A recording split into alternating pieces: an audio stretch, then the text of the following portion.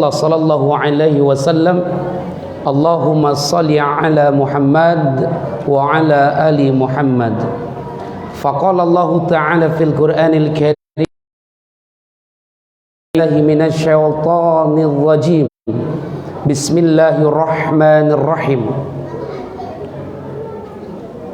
Qul in kuntum tuhibbunallah fattabi'uni yuhibbukumullah fayaghfir lakum dzunub. Yang dimuliakan oleh Allah Subhanahu wa taala.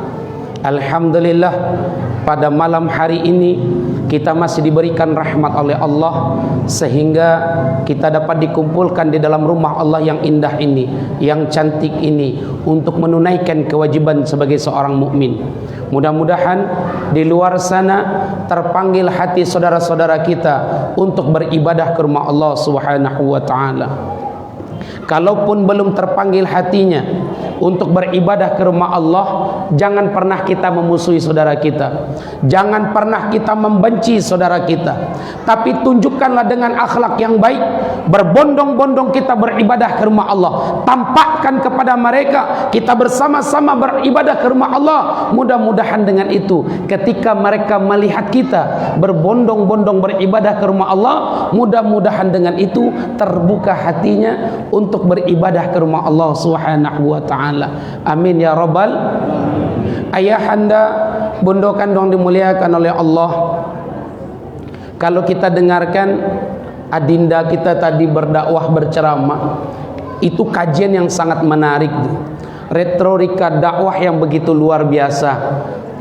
Yang ambo pikirkan tadi, yang disampaikan tuh sudah isi, ternyata baru pembukaan, barasan tiangnya tuh. Itu sudah menguasai retorika dakwah itu.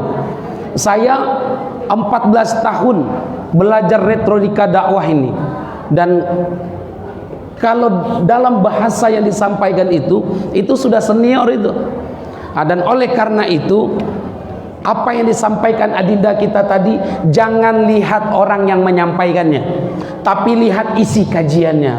Kadang-kadang kan awak mencari orang itu gelarnya profesor, gelarnya doktor, gelarnya MA, tapi kajiannya tidak ada. Dan oleh karena itu, pada malam hari ini akan saya bahas tentang agak menggelitik bagi kita nanti. Kenapa? Karena kajian amboko gali-gali sanang kok berang beko aduh urang nan berang paliang pengurus kan di berang. Besok jadi undang ya Ustaz Joni itu lai. Tak apa saya kaji paliang pengurus yang disalahkan.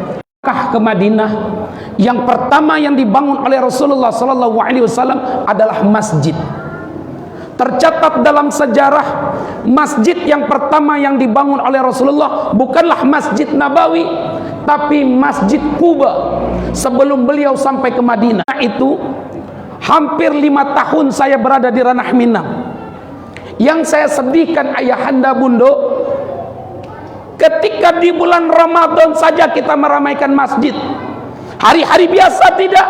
Malahan di bulan Ramadan ini kadang-kadang yang kita lakukan, yang kita laksanakan untuk tabaliyah, kita dahulukan sunnah ketimbang wajib.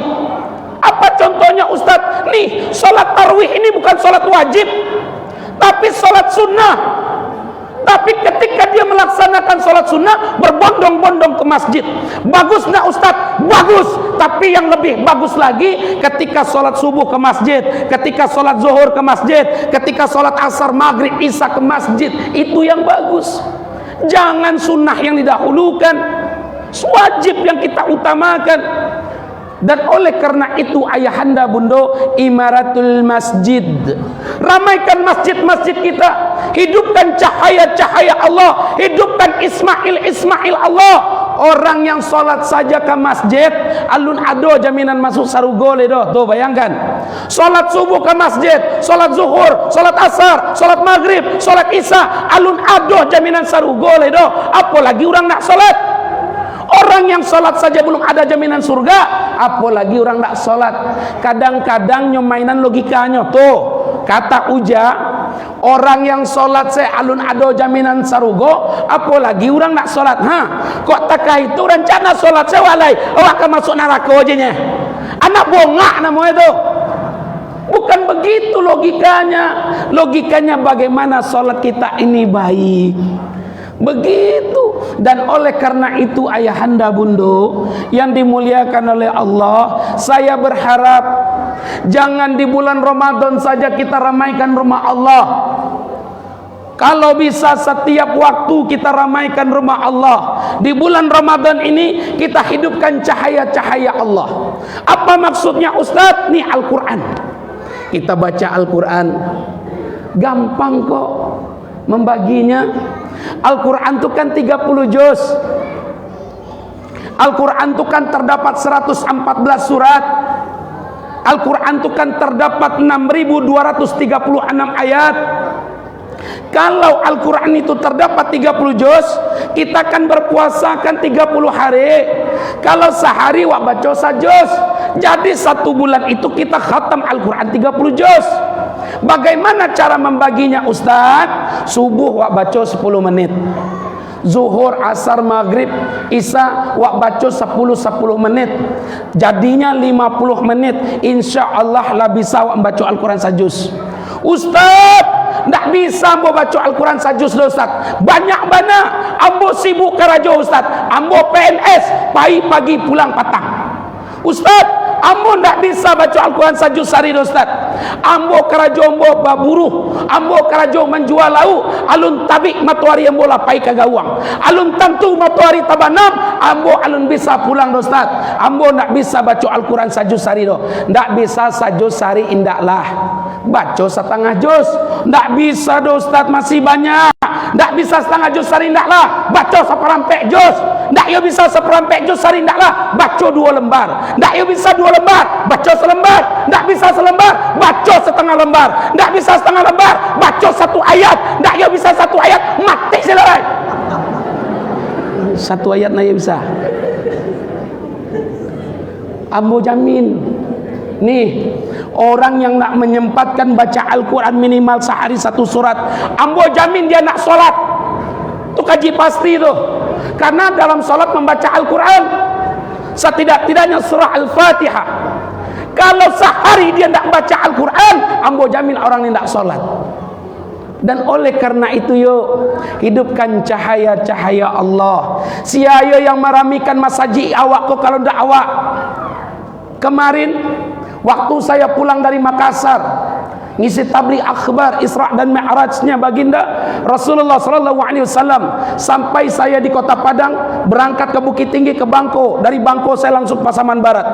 Kita kenal tuh namanya Masjid Raya Kajai yang roboh tersebut.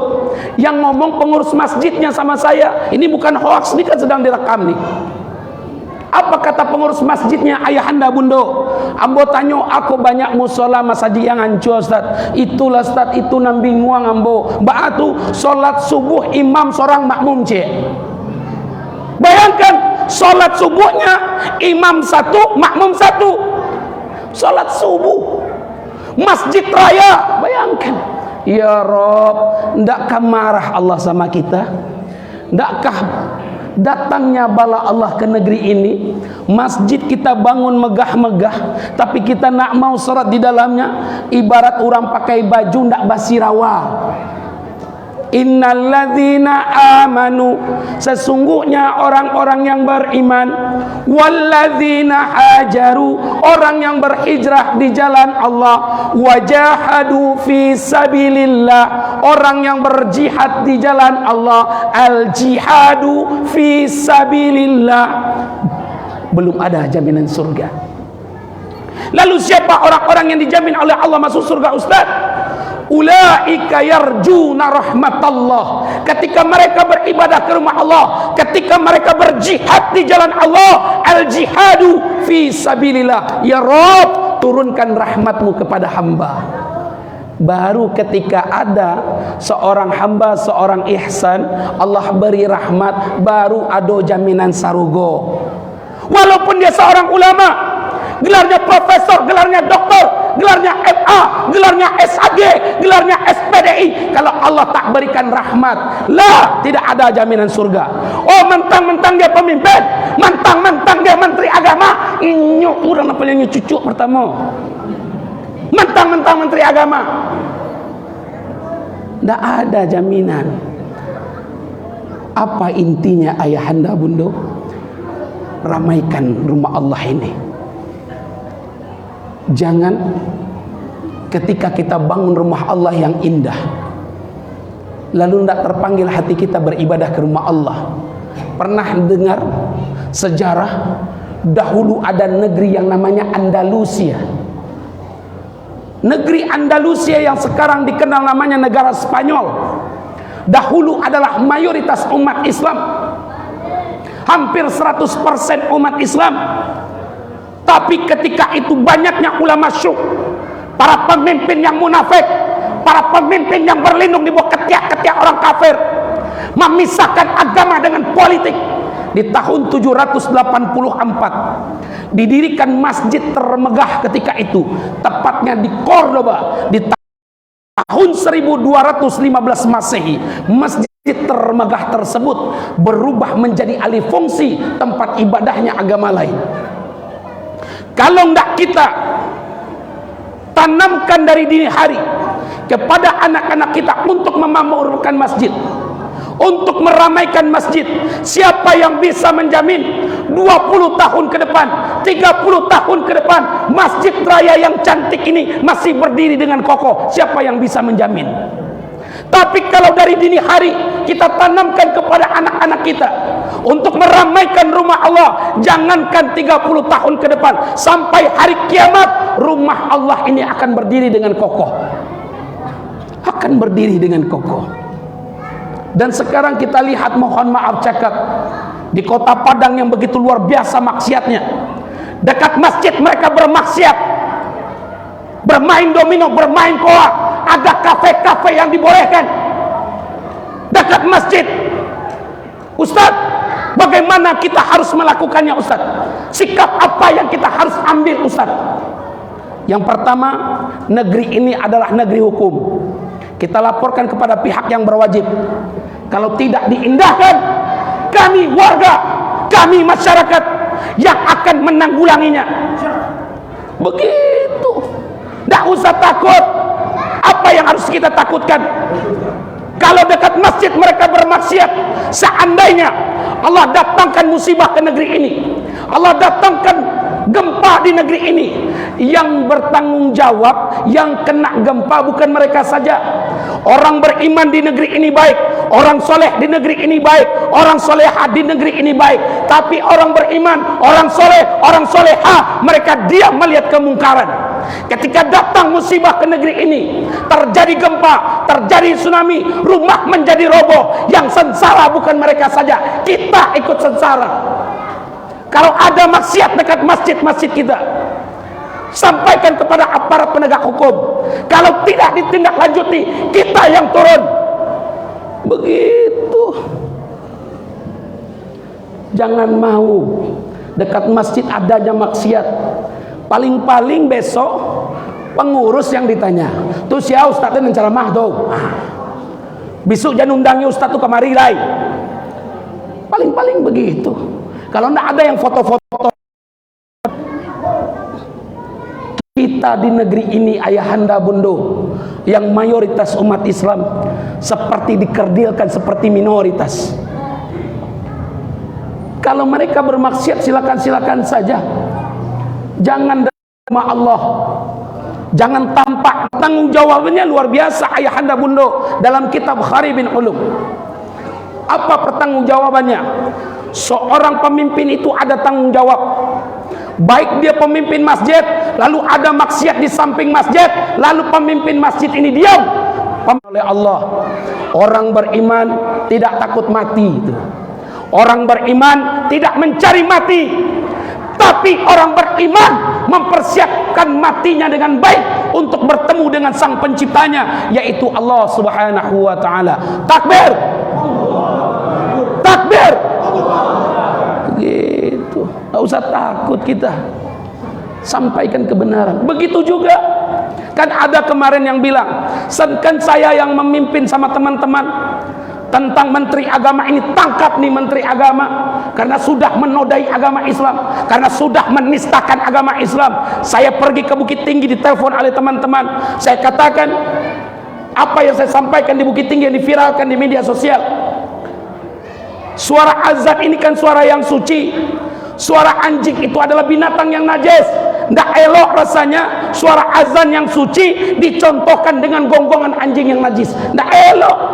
Kenapa? Karena suara azan itu undangan Allah, ajaran Nabi, ajaran Islam, undangan syar'i. Sedangkan suara anjing adalah suara najis.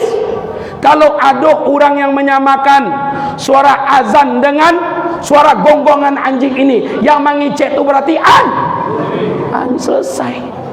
Pak, nama ngicek nambor pak kau papa uming anjing. Selesai. Ustaz, tidak boleh ngomong anjing dalam masjid. Ustaz, tidak boleh menceritakan kezoliman pemimpin. Ini bulan Ramadan, hukumnya ghibah. Tidak boleh Ustaz. Seandainya, perhatikan ayahanda bunda kalimatnya, seandainya menceritakan kezoliman pemimpin itu adalah ghibah, tidak akan pernah Allah sampaikan dalam Al-Quran kezoliman Raja Fir'aun, kezoliman Raja Namrud terhadap Nabi Ibrahim alaihissalam. Kenapa harus kita sampaikan kezoliman mereka? Supaya rakyat tahu bahwasan pemimpin itu zalim kepada agama Islam. Itu bukan ghibah. Dan oleh karena itu ayahanda bunda yang dimuliakan oleh Allah, jaga rumah kita yang cantik ini. Di dalam ini kita rumah kita nih. Dalam ini rumah umatnya Islam. Di dalam ini tempat ibadahnya umat Islam. Rumah umat Islam, tempat menyatunya umat Islam. Jangan terpecah belah kita. Jangan kita terpecah belah. Kok kadang-kadang gara-gara pengurus masjid kok ada musolat. Contohnya Ustaz, mangana solat ke masjid tadi dan nak ke solat ke masjid itu doh. Batu dan tunggu pengurus tuh mati lu baru dia solat. Kan? Jangan itu lagi yang dibahas. Bersatu kita, bersihkan hati kita hanya semata-mata untuk beribadah ke rumah Allah Subhanahu wa taala. Rangkul saudara-saudara kita yang di luar sana untuk selalu beribadah ke rumah Allah. Jangan pernah kita membencinya, tapi tunjukkan dengan akhlak yang baik. Mudah-mudahan terbuka hatinya untuk beribadah ke rumah Allah Subhanahu wa taala. Amin ya rabbal. Kok ada kata-kata yang menyinggung hati, yang menyinggung perasaan, jangan jadikan kajian ini menjadi suatu penyakit. Tapi jadikanlah kajian ini menjadi suatu momentum bagaimana sama-sama kita meningkatkan keimanan dan ketakwaan kita kepada Allah Subhanahu wa taala. Kok ada jarum yang patah, jangan disimpan di dalam peti. Kok ada kata-kata ambo yang salah, jangan dilaporkan ke polisi. Makan ripik di tepi sawah, makannya jangan sampai jatuh. Wabillahi taufiq wal hidayah. Assalamualaikum warahmatullahi wabarakatuh.